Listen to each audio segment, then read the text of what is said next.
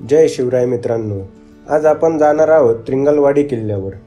तुम्हाला प्रश्न पडला असेल की हा त्रिंगलवाडी किल्ला आहे तरी कुठे?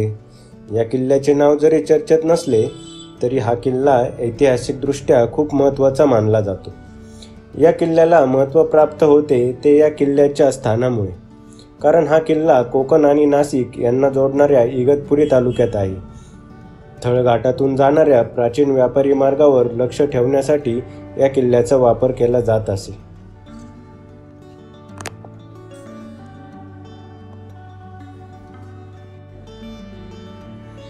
त्रिंगलवाडी किल्ल्याचा ट्रेक सुरू करतानाच आपल्याला 10व्या शतकातील जैन लेणी बघायला मिळतात। 10व्या शतकातील हे वास्तुशिल्प आजही खूप चांगल्या स्थितीत असल्याचे बघायला मिळते। या लेणींमध्ये अनेक पुरातन काळातील मूर्त्या आपल्याला पाहायला मिळतात। तसेच गुहेमधील पुरातन शिल्प व तुटलेल्या अवस्थेतील खांब या प्रवासाचा रोमांच वाढवतात।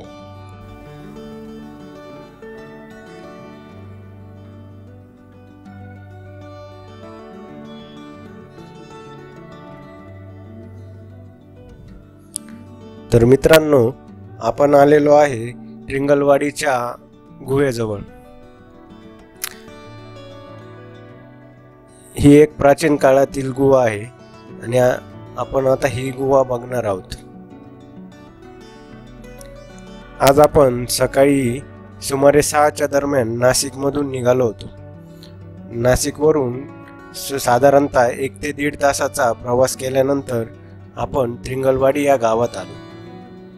त्रिंगलवाडी या गावात येण्यासाठी आपण नाशिकवरून मुंबई हायवेने सरळ इगतपुरीच्या दिशेने आलो आणि टोल नाक्याच्या पुढे निघाल्यानंतर पहिल्याच साईडला राईट टर्न घेतल्यावर आपल्याला त्रिंगलवाडीकडे जाणारा रस्ता दिसला आणि या रस्त्याने आपण सरळ पुढे जात राहिलो आणि आपण पोहोचलो त्रिंगलवाडी या गावात।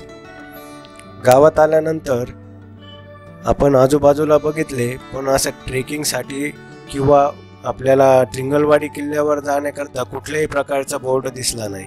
मग गावातील लोकांकडे चर्चा केल्यानंतर, त्यांच्याशी बोलल्यानंतर असे समजले की समोर एक मंदिर आहे आणि त्या मंदिराच्या बाजूने सरळ पुढे जात राहिल्यास आपल्याला गुहा लागेल आणि त्या गुहेच्या बाजूनेच आपण वरच्या बाजूला किल्ल्याकडे जाण्यास प्रवास चालू केल्यास आपण किल्ल्यावर पोहोचू। गावकऱ्यांकडून सर्व माहिती घेतल्यावर आम्ही या ट्रेकसाठी निघालो। ट्रेकला जाता जाता एक आम्ही छोटासा मुलगा गाईड म्हणून आमच्या सोबत घेतला आणि त्या मुलाने आम्हाला या गुहेपर्यंत सर्व मार्ग दाखवला आणि त्यानंतर तो परत गावात गेला।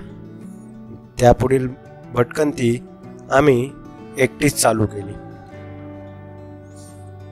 आणि या गुहेपर्यंत आल्यानंतर आम्ही ही गुहा पूर्णपणे एक्सप्लोर केली। यातील विविध प्रकारचे नक्षीकाम, विविध प्रकारच्या मूर्त्या ह्या सर्व बघितल्या, याचे शूटिंग घेतले। तसेच या लेण्या बघताना काही चित्रपटातील सीन आठवले, जसे काही साऊथच्या मूव्हींमध्ये देखील ह्या लेण्यांमधील सीन शूट केलेले आहेत।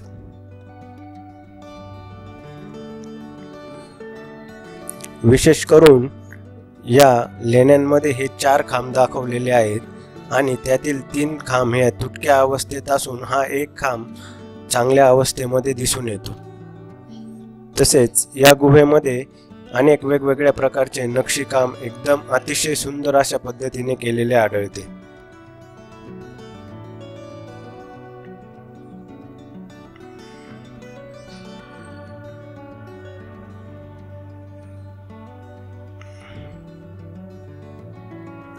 दहाव्या शतकातील विविध प्रकारचे मूर्ती, अवशेष आणि अनेक अशा मोडकळीस आलेले दगड, वास्तू या ठिकाणी आपल्याला बघायला मिळतात। या गुहेतून सरळ पुढे गेल्यावर आपल्याला देवाची मूर्ती दिसते। ही गुहा म्हणजे एक पुरातन मंदिर असावे असे वाटते आणि या मंदिरात गेल्यानंतर आपल्याला ही देवाची मूर्ती दिसते।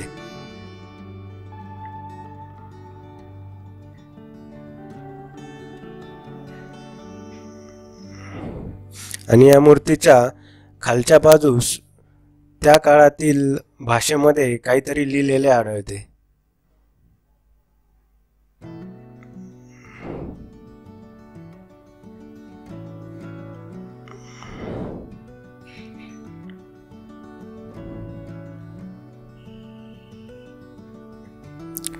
चला तर मग मित्रांनो, आता या गुहेतून आपण बाहेर जाऊया आणि चालू करूया आपल्या ट्रेकिंगची सुरुवात करूया आणि पोहोचूया किल्ल्यावरती.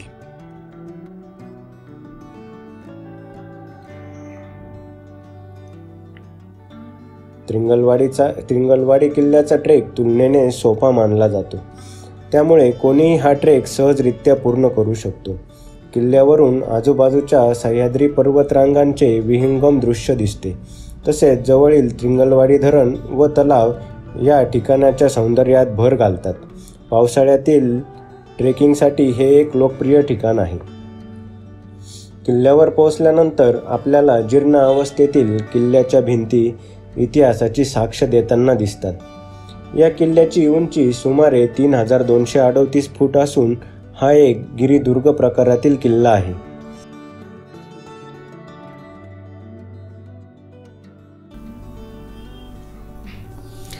आता आपण खूप थकलेलो आहे, त्यामुळे एका ठिकाणी झाडाखाली थोडा वेळ विश्रांती घेऊन परत पुढच्या प्रवासास सुरुवात करत आहोत.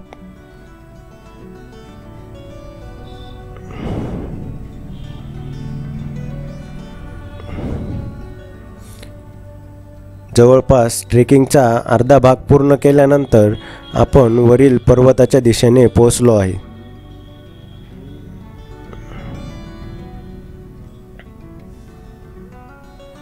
आणि या पर्वतावरून त्रिंगलवाडीचा तलाव आपल्याला अतिशय सुंदर दिसत आहे.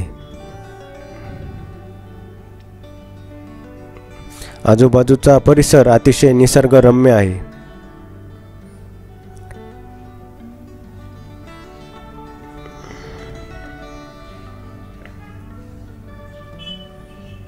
तसेच या ट्रेकिंगला जाताना शक्यतो हिवाळ्याच्या दिवसात गेलेले अतिशय चांगले, कारण उन्हाळ्यात जर गेले तर आपल्याला तिथे कोणीही पर्यटक दिसत नाही. तसेच ऊन खूप असल्यामुळे ट्रेकिंग करताना जास्त त्रास होतो. आणि पावसाळ्यात गेल्यास पावसाळ्यामध्ये पाण्यामुळं जागा निसरडी झालेली असते, त्यामुळे घसरून पडण्याचा धोका वाढलेला असतो. अतिशय जास्त पाऊस असल्यास शक्यतो या किल्ल्यावर जाण्यास टाळावे.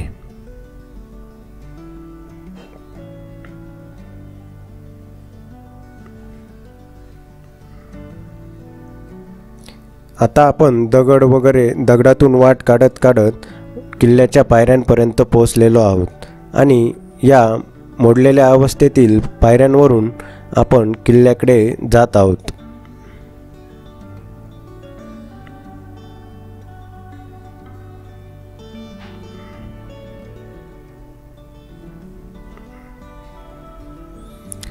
आणि वरती आल्यानंतर आपल्याला किल्ल्याची एक भिंत दिसायला लागली आहे.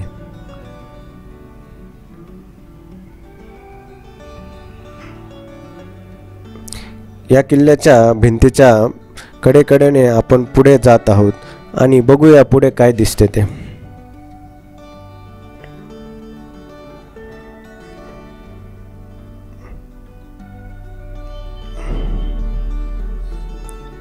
वरती पोहोचल्यानंतर आपल्याला किल्ल्याचे जीर्ण अवस्थेतील अवशेष बघायला मिळाले.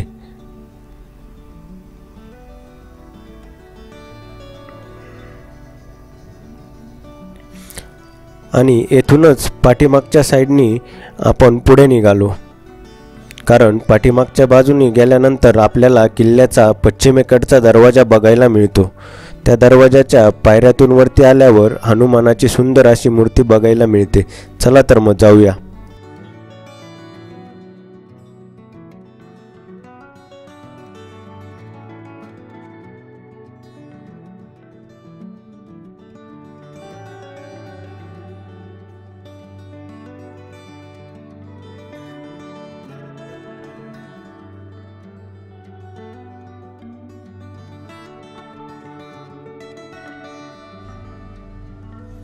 ऐतिहासिकदृष्ट्या या किल्ल्याने अनेक सत्ता पाहिल्या. 1636मध्ये शहाजी महाराजांनी हा किल्ला मुघलांना दिला. मराठ्यांनी हा किल्ला कधी परत मिळवला याची निश्चित माहिती नाही, परंतु 1688मध्ये मुघलांनी फितुरीने हा किल्ला पुन्हा जिंकला. 1818मध्ये इतर किल्ल्यांसोबत त्रिंगलवाडी किल्ला देखील ब्रिटिशांच्या ताब्यात गेला. किल्ल्याचे प्रवेशद्वार एका अखंड खडकात कोरलेले आहे. प्रवेशद्वाराच्या दोन्ही बाजूंना शरभांच्या मूर्ती कोरलेल्या आहेत आणि उजव्या बाजूला हनुमानाची मूर्ती आहे. किल्ल्यावर एक शंकर मंदिर देखील आहे. तसेच किल्ल्याला एक गुप्त दरवाजा सुद्धा आहे. त्रिंगलवाडी किल्ला ट्रेकिंगसाठी एक चांगला पर्याय आहे. किल्ल्यावर जाण्यासाठी 2 ते 3 मार्ग आहेत आणि हा मध्यम स्वरूपातील ट्रेक मानला जातो. किल्ल्यावरून आजूबाजूच्या परिसराचे विहंगम दृश्य दिसते. त्रिंगलवाडी किल्ला इतिहास, निसर्ग आणि ट्रेकिंगच्या आवडी असलेल्या लोकांसाठी एक सुंदर ठिकाण आहे. चला तर मंडळी, आजचा हा ट्रेक इथेच संपूया आणि पुन्हा भेटू नवीन रोमांचक ट्रेकसोबत आपल्या आवडत्या चॅनल वॉन्डरिंग ट्रेक RPK वर.